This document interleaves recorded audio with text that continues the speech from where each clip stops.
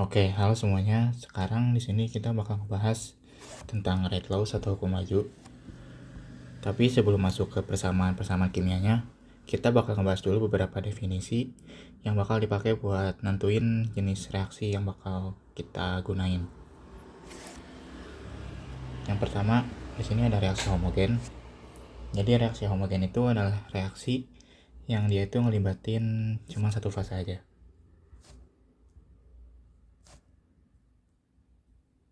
Misalnya dia cuma ngelibatin fase cair, jadi produknya itu berupa fase cair dan reaktannya juga berupa fase cair. Jadi tidak ada perubahan fase atau tidak ada perbedaan fase.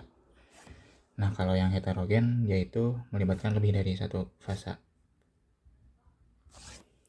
Jadi misalnya reaksinya itu reaktannya itu merupakan fase cair. Terus ketika jadi produk dia itu berubah jadi fase gas gitu.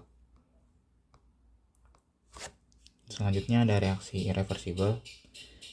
Jadi reaksi irreversible itu reaksi yang berjalan cuma satu arah.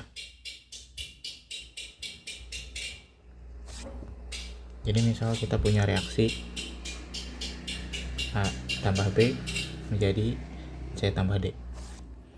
Jadi reaksinya itu cuma berjalan satu arah aja dari reaktan ke produk. Dia gak bakal ada produk yang jadi reaktan tuh. Jadi cuma satu arah aja. Jadi reaksinya itu bakal terus berjalan selama si reaktannya itu ada. Jadi ketika reaktannya itu habis, dia bakal berhenti. Nah, biasanya itu dibatasin sama yang namanya limiting reaktan atau reaksi pembatas. Kemudian kalau reaksi reversible itu dia berjalan dua arah.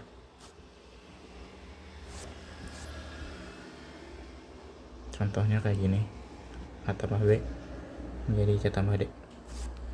Kalau dilihat dari panahnya dia itu ada dua panah, jadi bisa ke depan dan bisa ke belakang.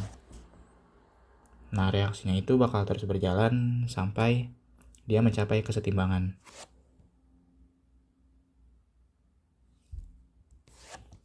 Jadi ketika dia udah mencapai kesetimbangan, reaksinya itu udah gak bakal berjalan lagi, baik itu dari A B menjadi C D atau C D menjadi A B itu. Walaupun reaktan itu masih ada, tapi karena udah mencapai kesetimbangan dia bakal berhenti. Terus selanjutnya tentang molekularitas. Molekularitas ini nggambarin jumlah molekul yang terlibat dalam satu tahapan reaksi.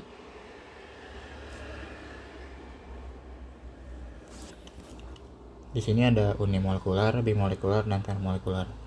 Jadi kalau unimolekular itu dia cuma satu molekul. Jadi ketika reaksi dia cuma melibatkan satu molekul aja. Misalnya satu molekul, terus dia bereaksi dan menjadi produk itu. Biasanya ini tuh merupakan reaksi radioaktif. Jadi satu molekul ini bakal ngeluarin emisi dan menjadi produk gitu. Terus kalau bimolekular berarti dua molekul. Jadi ketika ada dua molekul dia bakal bereaksi menjadi suatu produk gitu. Kalau termolekular berarti tiga molekul.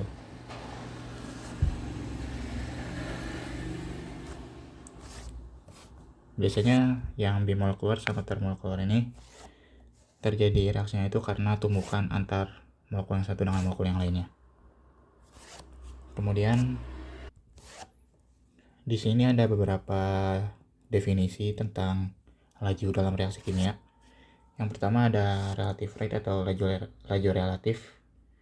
Ini tuh menggambarkan seberapa cepat suatu zat itu bereaksi relatif terhadap satu molekul.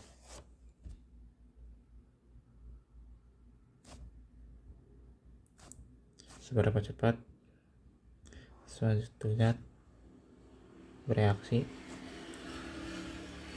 relatif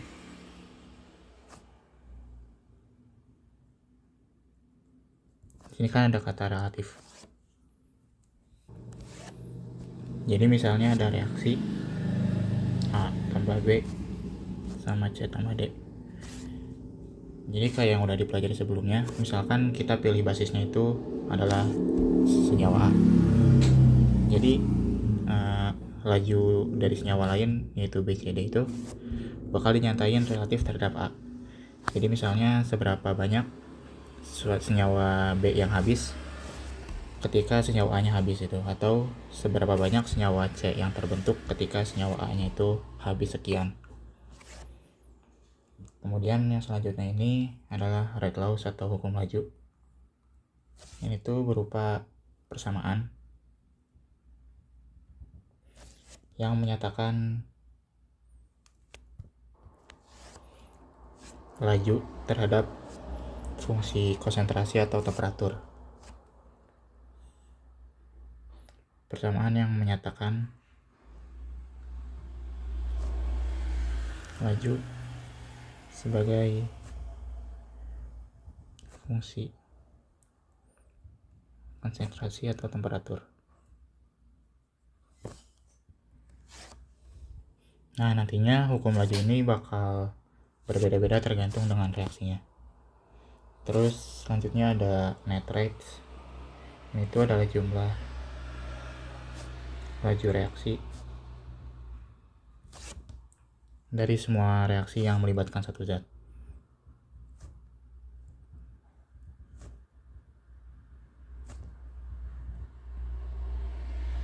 Yang melibatkan suatu zat. Misalkan ada beberapa reaksi. Di sini ada A menjadi B tambah C. Terus ada reaksi lagi. Misalnya B tambah D menjadi E itu. Di sini kita mau nentuin laju reaksi buat senyawa B. Di sini kan ada dua reaksi yang melibatkan senyawa B itu. Jadi nanti laju buat senyawa B-nya itu penjumlahan dari kedua reaksi ini. Misalkan yang reaksi pertama, ini kan B-nya itu sebagai produk. Jadi RB totalnya, RB netnya itu sama dengan RB yang satu yang sebagai produk, terus di reaksi kedua dia sebagai reaktan. Jadi dia adalah reaksi pengurangan. Jadi RB1 dikurangi RB2. Misalnya kayak gini. Jadi nanti totalnya itu tinggal jumlahin aja.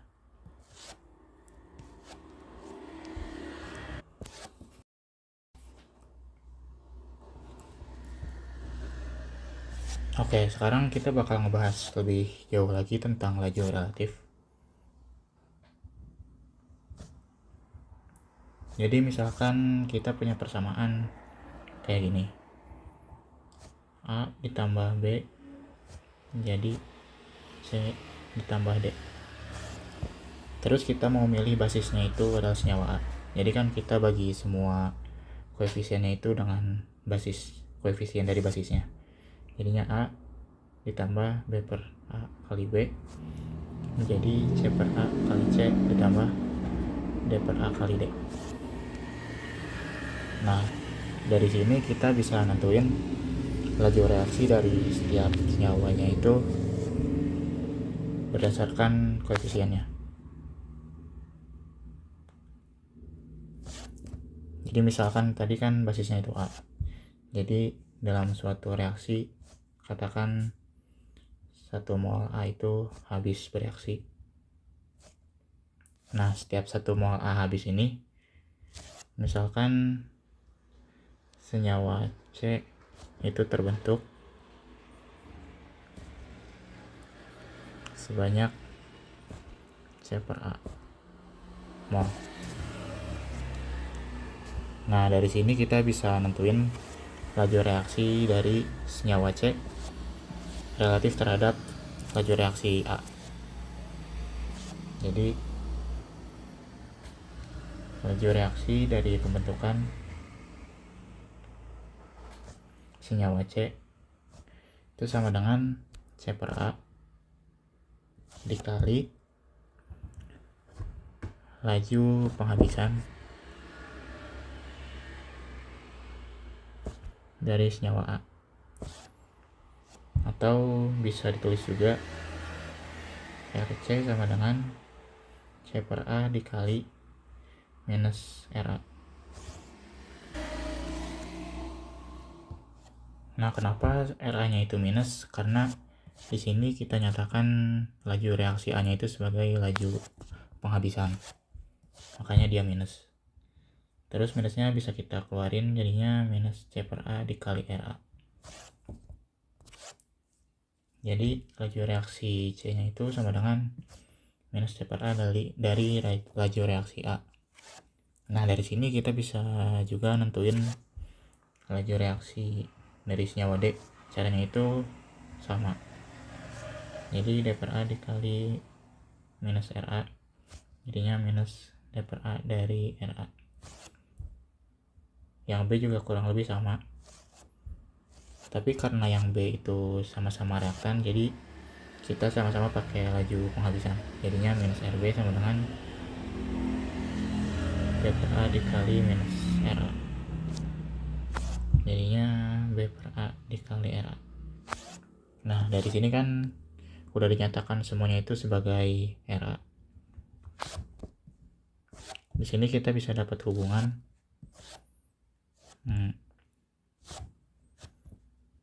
RA sama dengan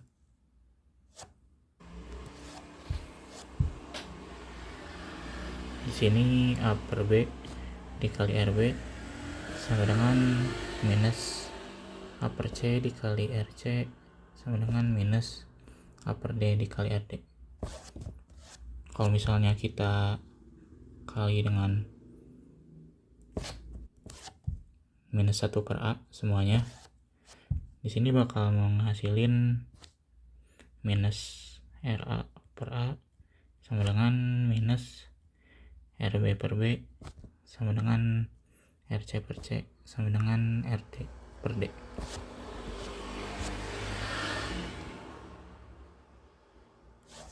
Jadi dilihat dari sini hubungan antara laju reaksi masing-masing senyawanya itu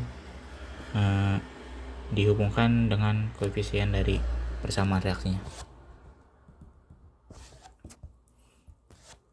Misalkan kita punya contoh reaksi senyawa itu 2NO ditambah O2 jadi 2NO2. Nah, kalau kita gunakan hubungan yang ini, kita bakal ngedapetin laju reaksi dari NO per 2 ini minus sama dengan minus RO2 per 1 sama dengan RNO2 per 2. Nah, misal kita punya laju reaksi dari NO2 itu 4 molar per second. Nah, dari sini kita bisa nentuin laju reaksi dari NO sama O2.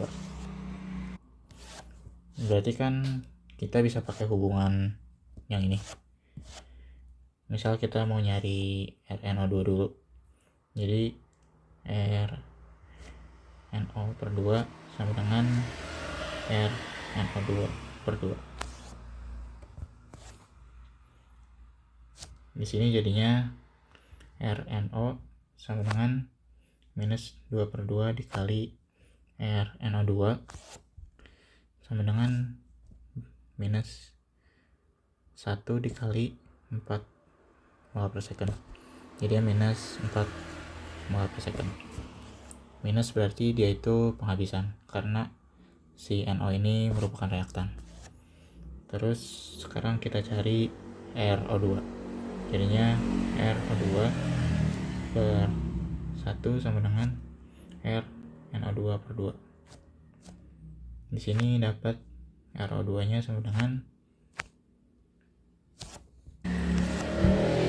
minus 1 per 2 dari RNO2 sama dengan minus setengah dikali 4 mol per second, jadinya minus 2 mol per second.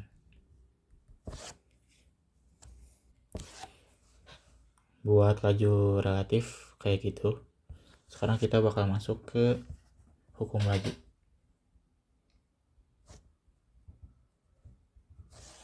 Nah, dari hukum laju ini dijelasin ada 3 konsep.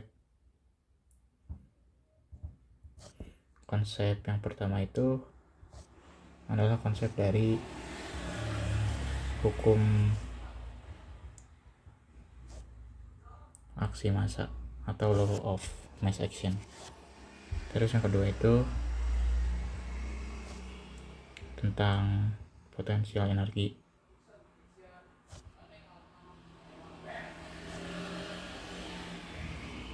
Dan konsep yang ketiga itu tentang energi barrier.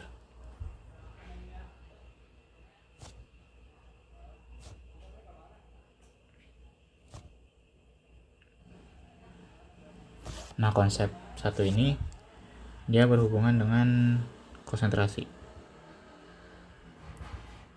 Sedangkan konsep yang kedua sama ketiga itu dia menghubungkan laju dengan temperatur. Jadi kita bakal masuk ke konsep pertama dulu.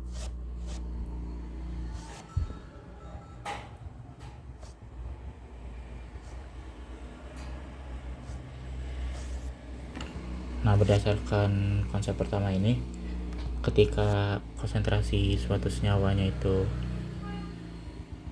naik, dia itu bakal menyebabkan makin banyak tumbukan. Jadi ketika konsentrasinya itu tinggi, maka tumbukannya juga makin sering terjadi, sehingga dia bakal menyebabkan makin banyak reaksi. Karena menyebabkan makin banyak reaksi dalam satu waktu, artinya itu lajunya itu bakal naik.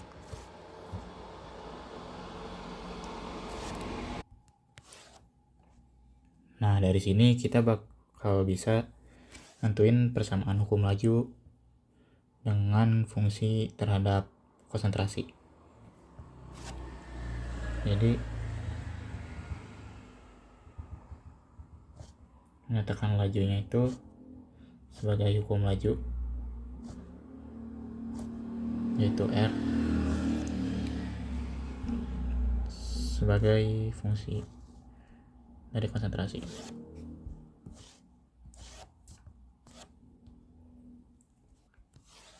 Nah, di sini tuh ada yang namanya hukum laju spesifik atau biasa disebut juga sebagai konstanta laju.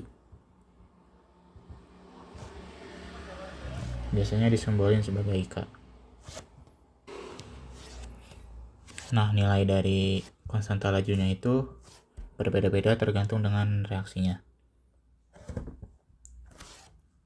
Terus di sini juga kita menyatakan hukum lajunya itu sebagai power law model, yaitu perkalian antara konsentrasi masing-masing zat yang terlibat yang dipangkatkan dengan sesuatu. Nah, ini kan dipangkatkan sesuatu. Pangkatnya itu kita bisa nentuin order reaksi. Jadi order reaksinya itu kita bisa tentuin melalui pangkat dari si hukum lajunya. Nah, misalkan kita punya persamaan kayak gini, hukum laju dari A itu sama dengan KA dikali CA pangkat alfa dikali CB pangkat beta. Di sini kan kalau kita lihat konsentrasi A-nya itu dipangkatkan alfa. Jadi order reaksinya itu sebesar alfa terhadap konsentrasi A. Dan juga dia order reaksinya itu sebesar beta terhadap konsentrasi dari B. Nah, dari situ kita bisa tentuin order totalnya atau N dengan menjumlahkan masing-masing ordenya. Jadi orde dari konsentrasi A itu alfa ditambah orde dari konsentrasi B itu beta. Ini orde total dari reaksinya. Kemudian kalau dilihat kan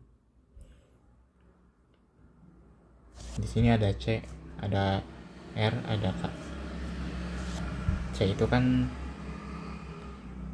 satuannya itu kita sebut aja konsentrasi, atau misalnya molar atau mol per volume gitu. Terus di sini ada satuan dari Ra itu adalah konsentrasi per waktu. Di sini kan udah pasti ya satuannya. Satuan dari C sama satuan dari Ra. Nah, satuan dari K atau konstanta lajunya itu beda-beda tergantung orde reaksinya. Jadi satuan dari K itu konsentrasi dipangkatkan 1 min R, 1 min N dibagi waktu.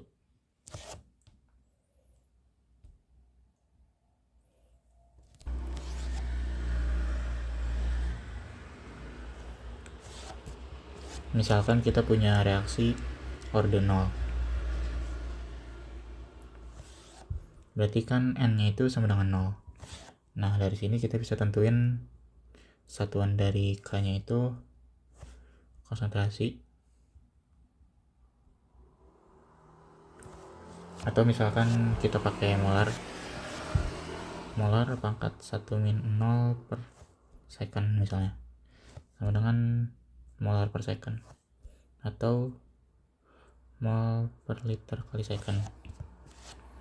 Jadi ketika reaksinya itu orde 0, satuan dari K nya itu kayak gini.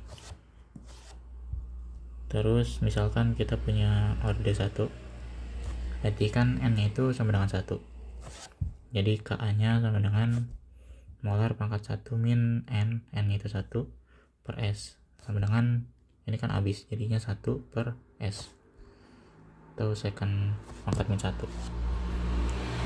Kemudian orde 2 itu N nya sama dengan 2, jadi nanti satuan dari K nya itu molar pangkat 1 min 2 per S sama dengan 1 per ms atau liter per mol second. Kemudian misalnya orde 3, berarti N nya kan sama dengan 3. Nanti satuan dari Ka nya itu molar pangkat 1 min 3 per second sama dengan 1 per molar kuadrat second sama dengan ini liter kuadrat per mol kuadrat second. Jadi bisa dilihat ketika ordenya itu beda, maka satuan dari Ka nya itu beda. Nah, dari sini kita bisa nentuin orde reaksi berdasarkan satuan dari konstanta lajunya. Jadi misalkan di soal nggak disebutin secara eksplisit berapa orde reaksinya gitu, tapi disebutin nilai Ka nya itu punya satuan tertentu. Misalnya satuannya itu liter per mol second. Nah, itu udah pasti reaksinya itu orde 2. Jadi walaupun nggak disebutin, kita bisa tentuin orde reaksinya gitu.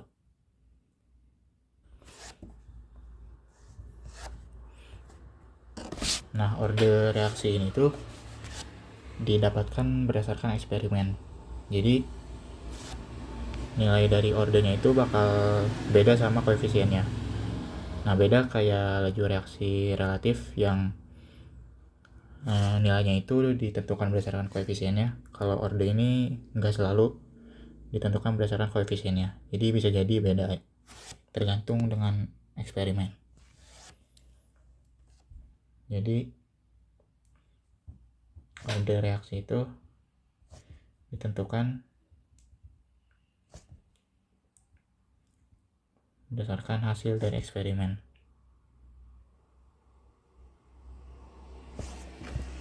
Tapi ada yang namanya itu elementary reaction atau reaksi elementary. Jadi ini tuh reaksi yang single step atau dia itu cuma satu tahap. Nah, kalau misalnya reaksinya itu termasuk elementary, maka pangkatnya itu menyatakan koefisien.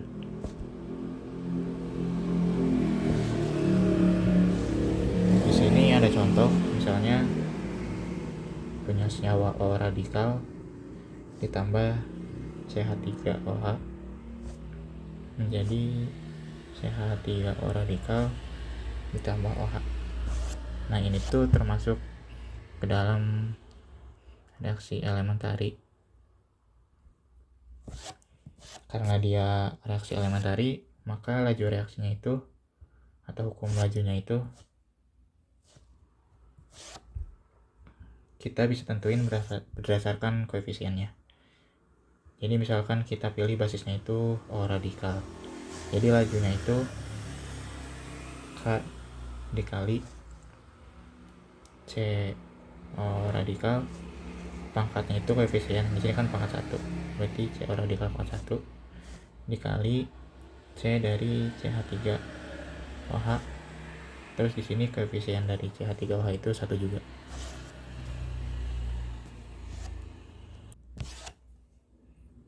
Itu kalau reaksinya itu termasuk elementary. Tapi ada juga reaksi yang bukan termasuk elementary, tapi dia itu bisa mengikuti hukum laju dari reaksi elementary.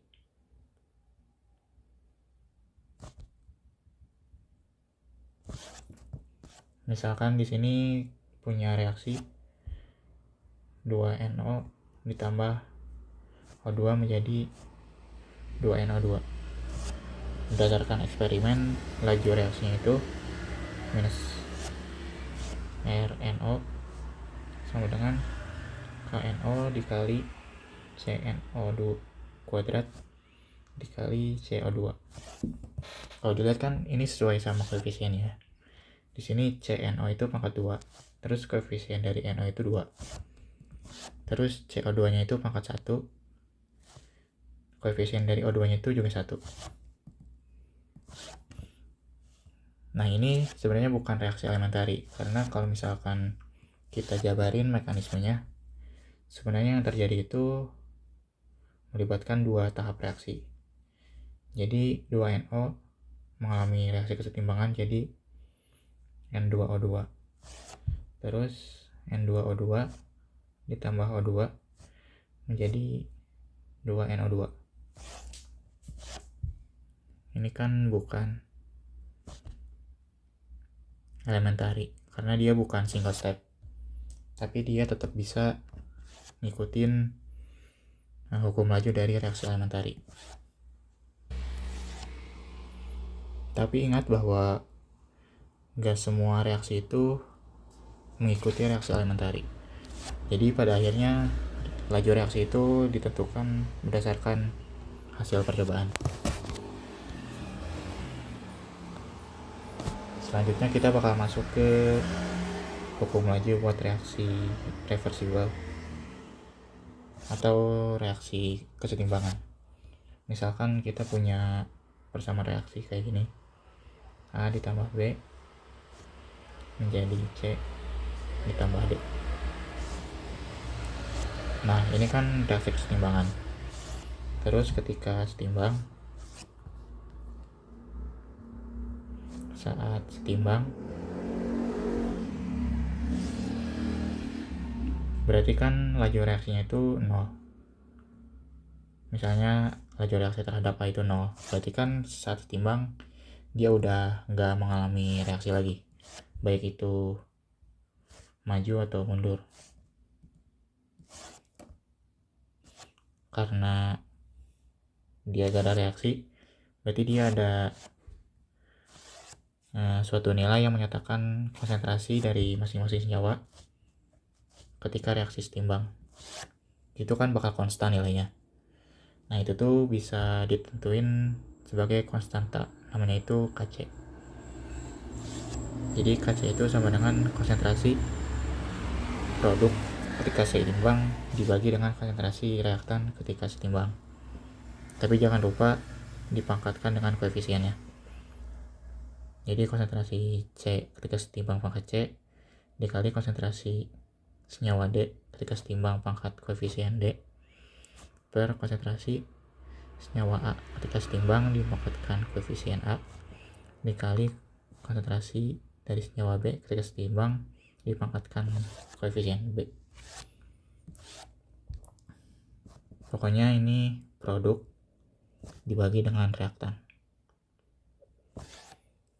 Terus kalau dilihat kan di sini variabelnya konsentrasi semua. Nah dari sini kita bisa tentuin satuan dari Kc. Jadi satuan dari Kc-nya itu adalah satuan dari konsentrasi, misalnya molar, pangkat C ditambah D kurang A kurang B. Jadi ini kayak operasi pangkat aja. Jadi kan karena perkalian pangkatnya itu ditambah.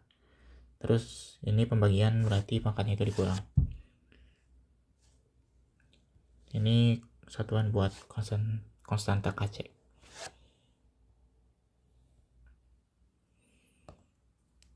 Nah, misalkan kita punya contoh reaksi misalnya 2C6H6 menjadi C12H10 ditambah H2. Nah, karena ini kesetimbangan berarti kan dia itu dua arah. Ada yang ke depan sama ke belakang. Berarti dia itu setiap reaksinya punya masing-masing nilai Kb. Yang ke depan itu nilainya Kb, yang ke belakang itu nilainya K minus B. Terus misalkan di sini kita singkat aja. Ini kan C6H6 itu benzena. Kita singkat sebagai B. Terus C12H10 itu di penil. Kita sebut aja D itu. Ini bisa kita tulis 2B menjadi C tambah H2. Ini konstantanya itu Kb, ini K minus B. Nah dari sini kita bisa pisah reaksinya. Misalkan reaksi yang ke depan dulu, jadinya 2B menjadi C. Ini D ditambah H2. Nah di sini kita bisa tentuin laju reaksi. Misalkan laju reaksinya itu mengikuti reaksi elementari, jadinya minus RB sama dengan KB dikali CB pangkat koefisiennya yaitu 2. Terus satu lagi reaksi yang ke belakang, jadinya D ditambah H2 menjadi 2B. Di sini konstantanya itu K minus B. Terus kan di sini B-nya itu sebagai produk. Karena sebagai produk kita pakai laju pembentukan.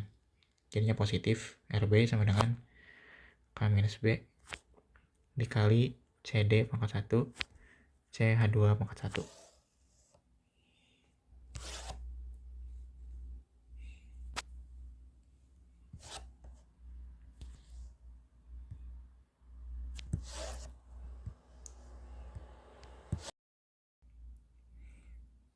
Nah kalau dilihat kan ini ada dua reaksi yang melibatkan senyawa B. Jadi cara nentuin laju reaksi terhadap senyawa B nya itu dengan laju nitrites. Jadi kita jumlahin semua laju reaksi yang melibatkan senyawa B. Jadi kan di sini ada RB sama dengan K minus B dikali CD dikali CH2. Terus ini ada minus RB sama dengan KB kali CB kuadrat. Atau di sini kita bisa tulis RB sama dengan minus KB CB kuadrat. Nah, di sini kita bisa tentuin RB netnya itu yang ini, RB yang pertama yaitu minus KB CB kuadrat ditambah RB yang kedua yaitu K minus B C D CH2.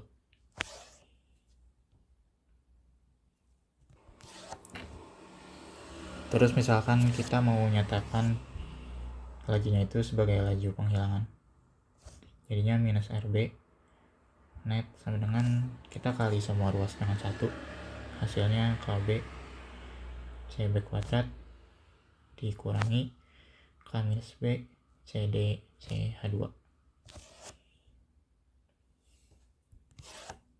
Di sini KB-nya bisa kita keluarin, jadinya KB dikali ini KB CB kuadrat dikali KB, jadinya sisa CB kuadrat dikurangi ini K minus B CD CH2 dibagi dengan KB, jadinya K minus B per KB CD CH2.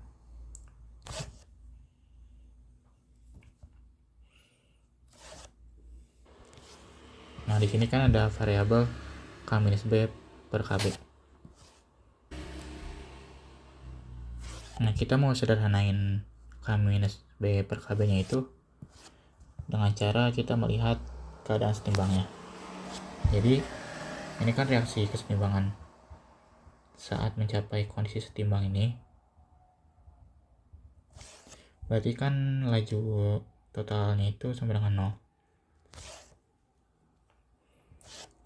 Karena sama dengan 0 berarti RB net itu sama dengan 0 atau minus KB CB kuadrat ditambah K minus B CD CH2 sama dengan 0, atau di sini KB CB kuadrat sama dengan K minus B CD CH2. Nah, kita mau ubah persamaan ini jadi K minus B per KB. Jadinya kan K minus B per KB sama dengan CB kuadrat per CD CH2. Kalau dilihat kan ini adalah kondisi ketika setimbangan. Nah, kita lihat lagi di sini ada definisi KC yang sama-sama satu setimbang juga. KC itu pembagian antara konsentrasi produk dengan reaktan. Tapi di sini yang kita punya itu CB kuadrat per CD CH2. CB kuadrat kan kalau di persamaan asalnya itu dia sebagai reaktan.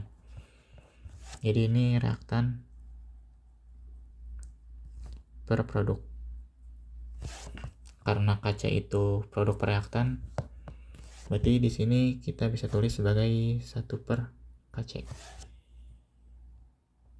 Nah, kita udah dapat bahwa K minus B per KB itu sama dengan 1 per KC. Jadi kita bisa masukin ke sini. Kita punya persamaan akhirnya itu sama dengan KB dikali CB kuadrat dikurangi CD CH2 per KC.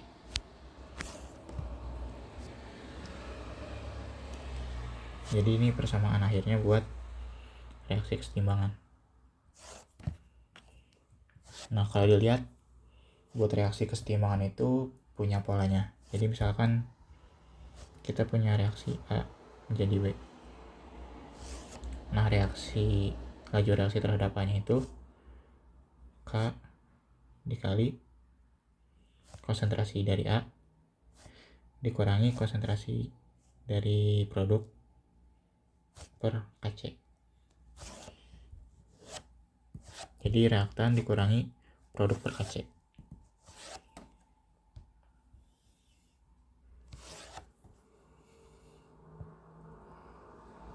Nah, kalau tadi kan hubungan antara laju reaksi dengan konsentrasi. Sekarang kita bakal masuk ke hubungan laju reaksi dengan temperatur, atau yang ngebahas tentang konsep kedua sama ketiga.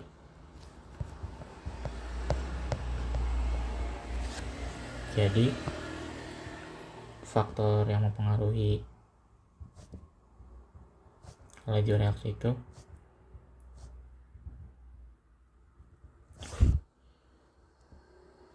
bisa besarnya energi aktivasi atau EA. EA itu menunjukkan energi barrier atau energi minimal yang harus dicapai atau dilampaui gitu, biar si reaksinya itu bisa berjalan. Di sini energi barrier. Terus yang kedua itu fraksi tumbukan molekular.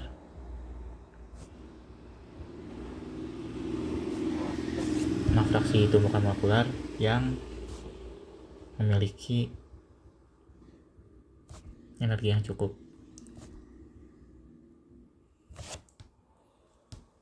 untuk melampaui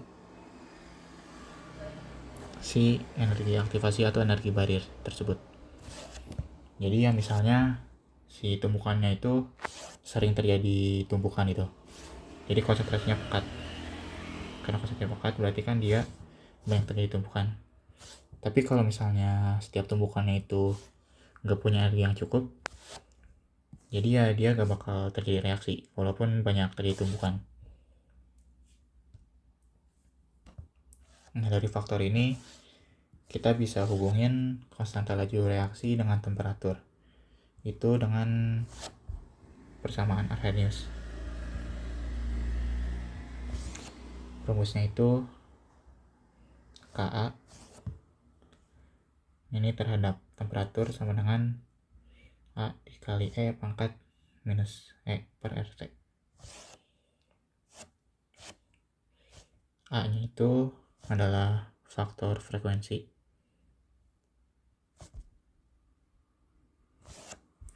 E nya itu adalah energi aktivasi.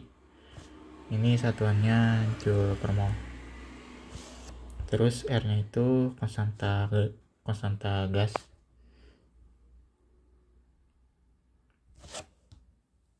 Ini nilainya 8,314 joule per mol Kelvin. Terus T nya itu temperatur. Ini temperaturnya itu adalah absolut temperatur.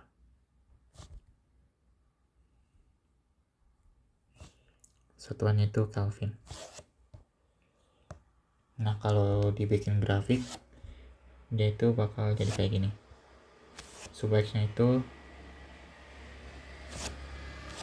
temperaturnya, sub Y itu nilai K-nya. Ini temperaturnya itu dalam satuan Kelvin. Jadi ini kan fungsi eksponen. Jadi grafiknya itu bakal eksponensial.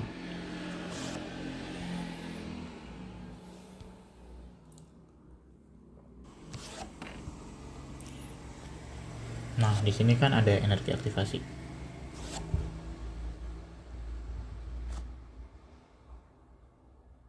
Energi aktivasi itu apa sih? Jadi energi aktivasi itu adalah minimum energi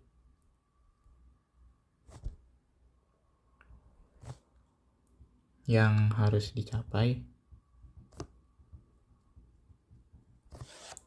oleh suatu reaktan agar bisa bereaksi. Di sini kan ada energi.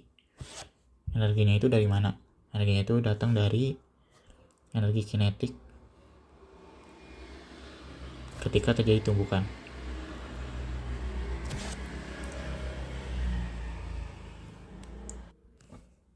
Jadi ketika terjadi tumbukan itu, dia harus ada nilai energi tertentu agar bisa bereaksi. Kemudian dari persamaan yang ini kita bisa ubah jadi persamaan linear. Misalkan K sama dengan AE pangkat minus E per RT. Di sini kedua ruas kita lenkan. Jadinya ln KA sama dengan ln A minus E per R dikali 1 per T. Kalau kita anggap ini sebagai persamaan linear, ln KA nya itu adalah Y nya, terus ln A itu adalah konstantanya, E per R ini adalah koefisien dari X nya atau gradiennya, terus 1 per T itu adalah X nya. Dari sini kita bisa bikin grafik linear. Sumbu X nya itu kan 1 per T, terus sumbu Y nya itu ln KA. Ini karena sumbu yang ln nya itu cuma 1, ini bisa juga, grafik ini bisa kita sebut sebagai plot semilog. Nah ini kan persamaan linear, jadi nanti grafiknya itu bakal berupa linear. Terus gradiennya itu kan E per R ya. Di sini ada variabel energi. Jadi kita bisa tentuin besarnya energi aktivasinya berdasarkan gradiennya. Berarti ketika si garisnya itu sangat curam, berarti energi aktivasinya itu tinggi. Terus ketika dia itu landai, berarti energi aktivasinya itu rendah.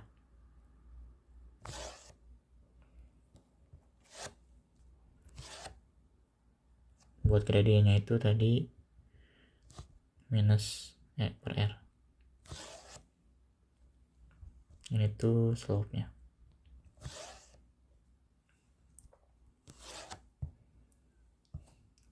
Selain itu dari persamaan Arrhenius juga kita bisa tentuin nilai K-nya. Kalau misalnya kita tahu dua kondisi di temperatur yang berbeda. Misalkan kita punya nilai K ketika T0 itu sama dengan A dikali E pangkat minus E per R T0. Terus kita tahu kondisi kedua itu K sama dengan T sama dengan A dikali E pangkat minus E per RT.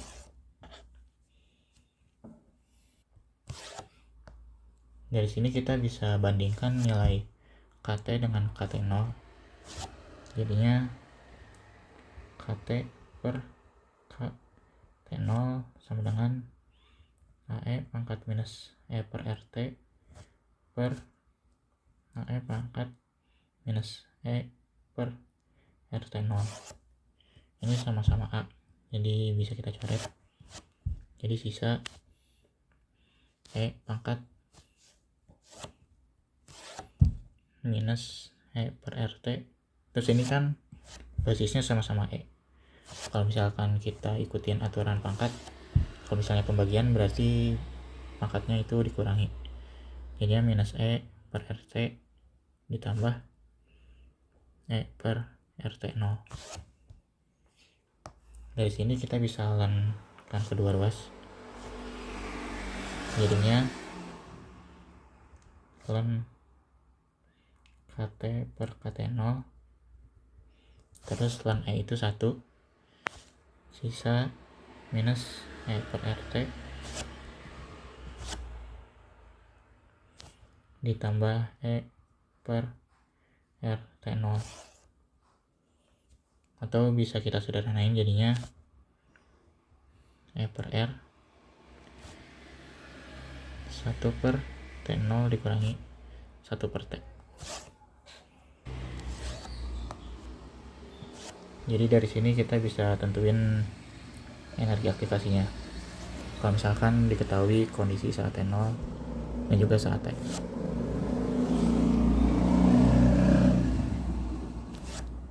Atau kita juga bisa nentuin nilai dari KT-nya.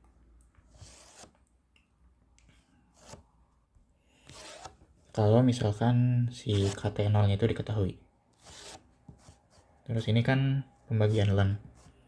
Kalau pembagian ln berarti itu adalah pengurangan dari ln. Jadinya ln KT minus ln KT0. Jadi dari sini bakal jadi ln KT0 ditambah E per R dikali 1 per T0 dikurangi 1 per T.